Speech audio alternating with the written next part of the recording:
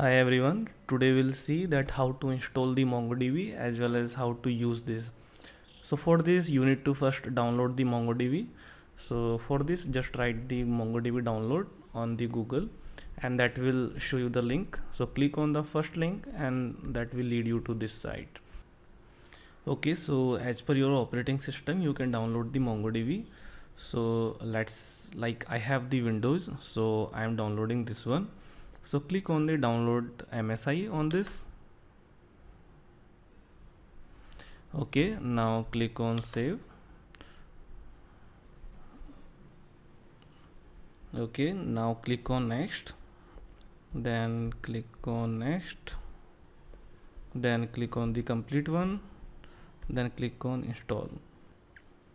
So while it's installing, let's see the benefits of MongoDB. So MongoDB is basically a free and open source cross-platform document-oriented database program. So the important thing of MongoDB is that it is NoSQL database program and it is JSON-like document with schemas. So it means that like in SQL, we can have some columns which are only filled for some values but are not filled for other values. So those remains normally empty.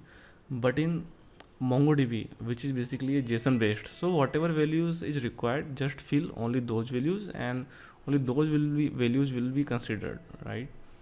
So that is why MongoDB is, you can say, in modern time mostly people or mostly big companies are using MongoDB.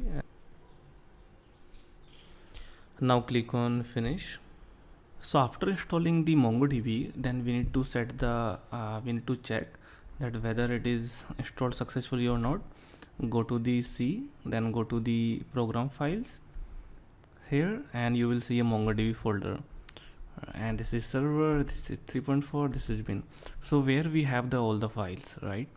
So we'll use these files like MongoDB, mongo.txt, but to use this from directly and to avoid the go into this directory again and again, we need to set this into the environment variable. So go to the environment variable by clicking on the right click on properties, then go to the advanced setting, then go to the environment variable, and here if you find the path, go to the edit. Then I have this path set up already, so just put the semicolon and paste this path, right, till MongoDB server 3.4 bin, right, and click on OK. So once you click on OK, click on OK. Okay, now let's go and open the command prompt, and let's say if you type Mongo, right, so it says that it has the Mongo but the connection failed, right? And if you write the MongoD, then it says that there is exception into this one.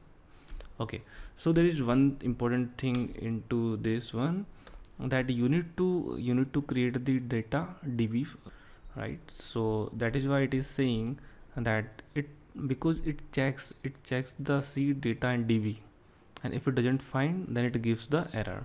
So what we will do, we'll create this file. So go to C. So first create the folder data, and in the data create another folder DB. Yes, so we need to create these two folders. Okay, and now again check, do MongoD. Okay, so you can see this once, so now it is running there, and you can see that files are creating here, right? So click on allow access, right? So MongoDB, if MongoDB is running fine, it means that our database is running fine and we have created this and it is running wonderfully fine. Now because this is a MongoDB command is the main thing which controls internally that whether the Mongo is working fine or not. But now to check, to use the commands actually, like how to show the database or how to create the tables, Then for this we create the we'll open the another command prompt. So we have successfully run the MongoDB database, but now we'll execute our queries. So to open the queries, open the another command prompt and click on open the new window. And if you write here Mongo,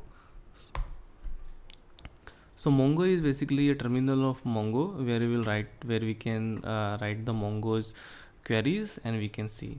So let's say if you type db, so it means db is your database, which we have the first database as test.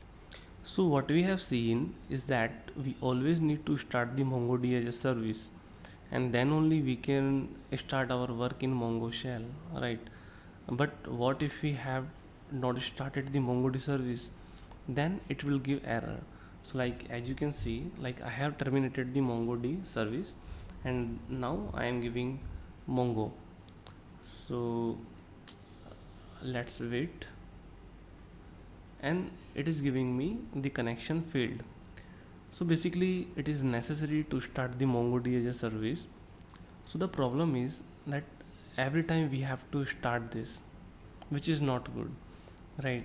So what I will do, I'll set this service in my local service, in my computer service, and which automatically will start, because I know that I have to work every time in Mongo.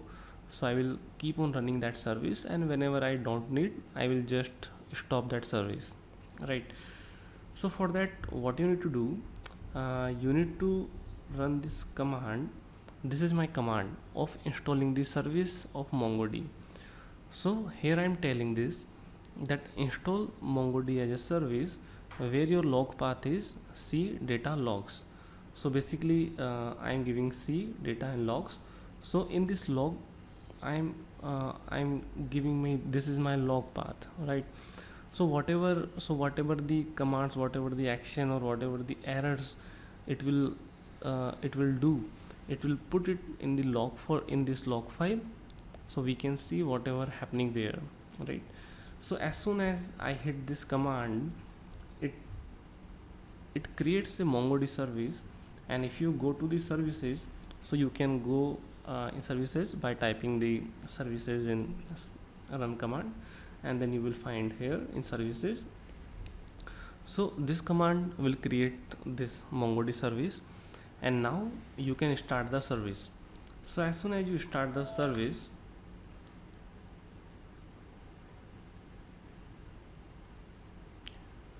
so it is installing and it is starting, right? So now if you go here, so earlier like this Mongo command was giving the error, but if you go right now and if you hit this Mongo, now it won't give error, because now it understands that MongoDB service is running and it is giving me shell, right? So that is how we can install the MongoDB as a service. That will be useful in our daily work. So friends, for this tutorial that's it, and in next tutorial we'll see that what should be the Mongo shell UI, because this shell is not so good, right? So we'll use RoboMongo, which is the query UI, or which is the admin UI for MongoDB queries, right? So thanks friends for watching the video, and please keep on watching the further tutorials of MongoDB. Thank you.